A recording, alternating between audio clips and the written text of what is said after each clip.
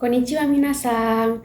Perkenalkan, nama saya Odilia Remba dengan NIM 2412061032. Nah, pada kesempatan kali ini saya akan menjelaskan mengenai perkembangan agama Buddha di Jepang mulai dari awal masuk hingga periode Kamakura. Yuk simak videonya. Nah, pertama-tama agama Buddha ini masuk ke Jepang sekitar abad ke-6, tepatnya pada tahun 552 Masehi. Nah, agama Buddha ini dibawa dari semenanjung Korea, yaitu dari kerajaan Baekje. Dan saat pertama kali diperkenalkan ke Jepang, Buddha ini tidak hanya sebagai ajaran spiritual, tetapi juga membawa kebudayaan baru seperti teknologi, tulisan, serta seni arsitektur.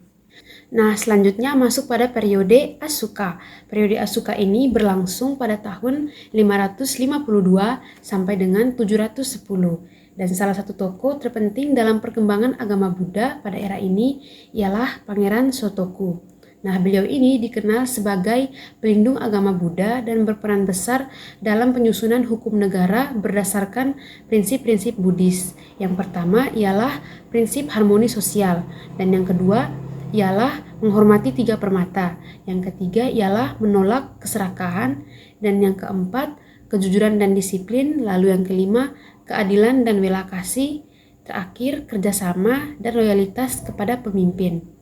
Nah, pada periode ini juga banyak kuil-kuil megah mulai dibangun di Jepang, seperti kuil Horyuji yang menjadi salah satu kuil tertua di dunia yang terletak pada Narakeng. Nah, Buddha juga mulai memainkan peran legitimasi kekuasaan dan pembangunan pemerintahan Jepang. Selanjutnya ialah periode Nara yang berlangsung pada tahun 710 sampai dengan 794. Nah, pada masa ini, ibu kota Jepang diterapkan di Narakeng dan Buddhisme berkembang menjadi pusat agama negara Jepang. Nah, pada saat itu juga pemerintah mulai membangun berbagai kuil-kuil besar di Jepang untuk memperkuat persatuan masyarakat Jepang.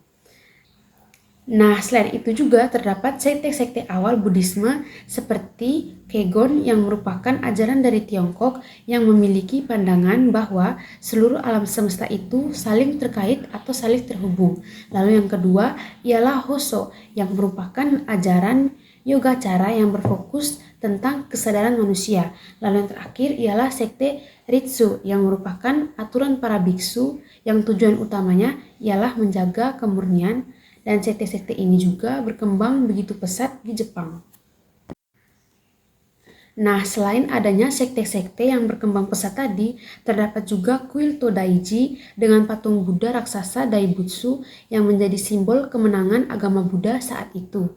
Namun, di kala itu pengaruh politik para biksu menjadi terlalu kuat, sehingga pemerintah Jepang mulai khawatir dan ingin membatasi campur tangan agama dalam pemerintahan di Jepang.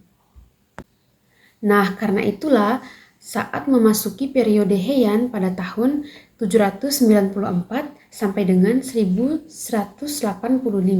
ibu kota negara Jepang pindah ke Kyoto. Meskipun begitu, Buddhisme tetap berkembang dan melahirkan aliran baru yang sangat berpengaruh, yaitu Tendai yang dipimpin oleh Saicho di Gunung Heiyei dan Shigon yang didirikan oleh Kukai di Gunung Koya. Nah, ajaran-ajaran tadi bersifat spiritual dan esoterik sehingga banyak menarik kalangan aristokrat istana. Nah, pada akhir masa Heian ini juga muncul pemikiran bahwa dunia tengah memasuki zaman kemerosotan ajaran Buddha yang disebut Mappo, sehingga kepercayaan ini membuat masyarakat mendambakan ajaran yang lebih sederhana dan mudah dipraktikkan dalam kehidupan sehari-hari. Lalu yang terakhir ialah periode Kamakura. Nah, periode ini berlangsung pada tahun 1185 sampai dengan 1333. Nah, struktur sosial Jepang pada masa ini sangat berubah karena kekuasaan berpindah kepada tangan samurai. Lalu di dalam situasi perang dan kesulitan hidup ini membuat masyarakat Jepang di kala itu membutuhkan ajaran yang dapat memberikan mereka harapan. Oleh karena itu, banyak aliran-aliran baru yang lebih praktis dan dekat dengan masyarakat biasa. Di antaranya ialah aliran Jodo yang diperkenalkan oleh Honen. Nah, aliran ini fokusnya adalah pada pembacaan Menbutsu. Pembacaan Menbutsu ini artinya saya berlindung di bawah Buddha Amida. Lalu selanjutnya ialah aliran Jodo Shinshu oleh Shiran yang menekankan kepada sepenuhnya kasih Buddha Amida. Dan untuk kalangan samurai, aliran Zen yang dibawa Eisai dan Dogen menjadi populer karena menekankan disiplin serta meditasi.